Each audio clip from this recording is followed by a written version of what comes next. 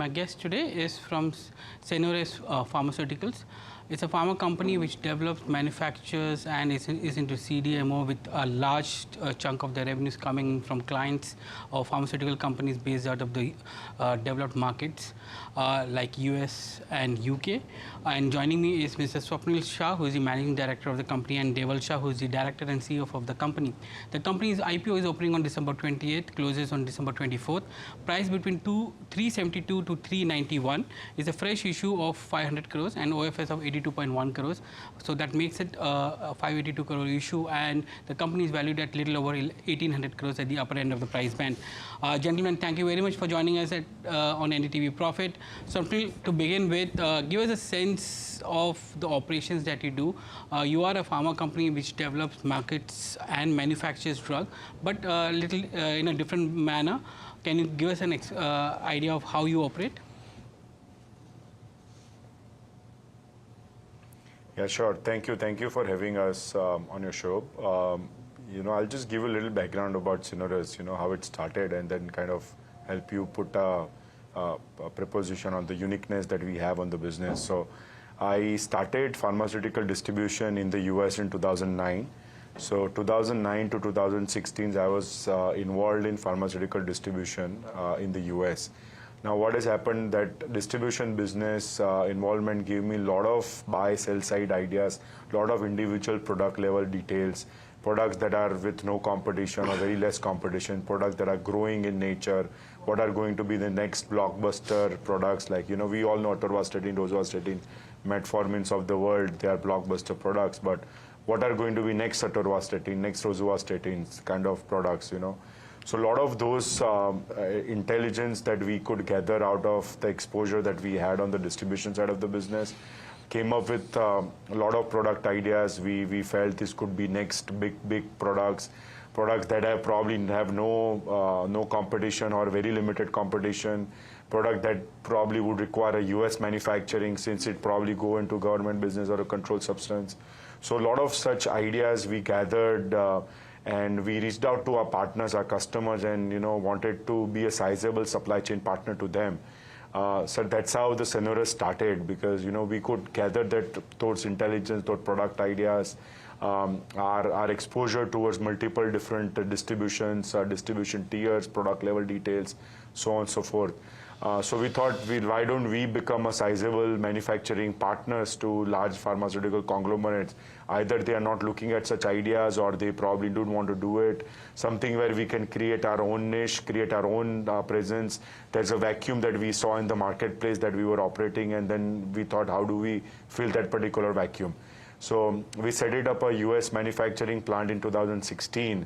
Largely to cater to these three categories as I just spoke about. One is our own niche products, where we have less competition product do not have generic competition. There's only limited generic competition. They're growing in nature, products that are directly sold to patients' clinic. They do not even are blockbuster, so to speak, large products, but has very good commercial sense for us to do it. The second category, as I said, is under the CDMO, CMO, as you pointed out, which is the government business and controlled substance.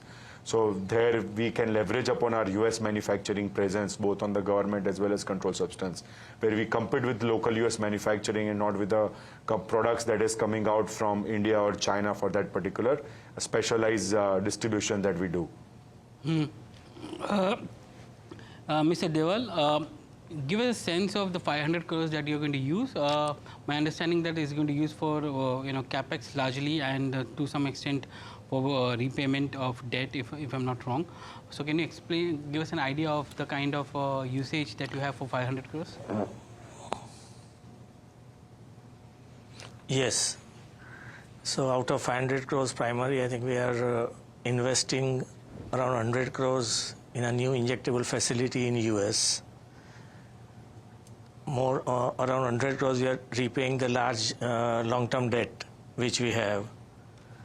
100 crores will fund my working capital requirement of my growth, basically.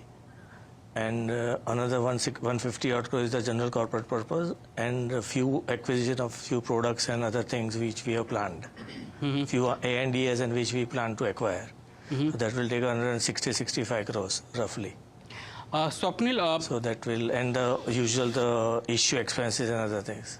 Swapnil, you have taken the CGT pathway, which Yes. is competitive generic therapy pathway, and that allows you to get US FDA Correct. approvals at a faster rate. How many drugs are in play as we speak? Drugs which have commercialized and drugs which are under development and research. Yeah, so currently out of our all approved products, we have 4 CGT products. Out of 3, we got the CGT designation as we get 180 days exclusivity once we get the CGT designation. Currently in our pipeline, we have 51 products as we speak, out of which 28 are of this CGT categorized product. Also give us an understanding of the kind of relationship that you have with the pharma companies, because you develop the product and then you, for marketing and others, you partner with existing pharma companies, maybe Indian or from multinational companies, and it's in form of in-licensing. So what is the kind of revenue stream that you get as part of that? Yeah, so typically how the process works is we look at a lot of different touch points that exist in the industry in terms of product selection. Of course, databases that everybody looks at, we look at it, but never our product selection is dependent on the published databases. So we have our own touch points in the industry where we get a lot of deep down understanding on multiple distribution channels of that particular product. So a lot of such data mining happens in intelligence, information that we gather from our different data points. We curate the portfolio, we start developing with our conviction on that particular opportunity.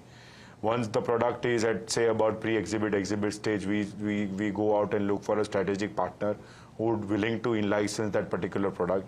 And once the in-licensing happens, then the product will complete the development cycle, get filed, get approved, and our partner is able to launch it for 5 to 7 exclusive for that particular market. Coming to revenue stream, as you rightly pointed out, we have 3 revenue streams for our own product. First revenue stream is in form of licensing fees.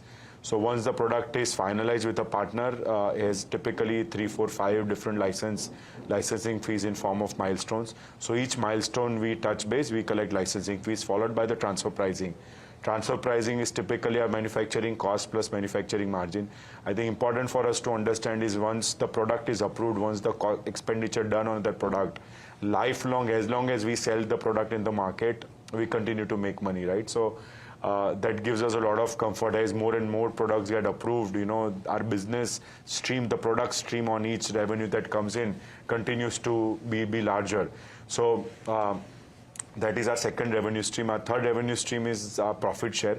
Profit share is largely transfer pricing and the cross pricing that gets sold in the market, minus the cost. Whatever is left is largely equally split between us and a partner. Again, my profit share is also lifelong, right? So as long as I am able to sell the product in the market, I continue to collect profit share. So if you think about it, one product that is developed, filed, got approved, has the longevity of lifelong. As long as the product is there, we continue to make money on that particular product in form of transfer pricing and profit share. And licensing fees occurs every 5-7 years. Once the contract gets expired with a partner, it gets reset. So we either collect a licensing fee for the renewal of those contracts, or we have multiple other options open in terms of what we wanted to do with that particular product. Deval, I want just a clarification on your margins. I was looking at your margin from FY23. It was an operating margin of 35% plus. FY24 it came down to 19, and again H1 it has gone to 35%. Is there a seasonality in the margins which will be there, or is there something unusual here? No, there is no seasonality of the margins. In FY24 particularly, we consolidated 2 companies into the parent company. So that is why the margin dropped. So our Indian operations and the US manufacturing got consolidated for the first time. So the scale up happened in 24 and hence the margin dropped. Okay. But there is no seasonality. We consistently will be, there is no change practically.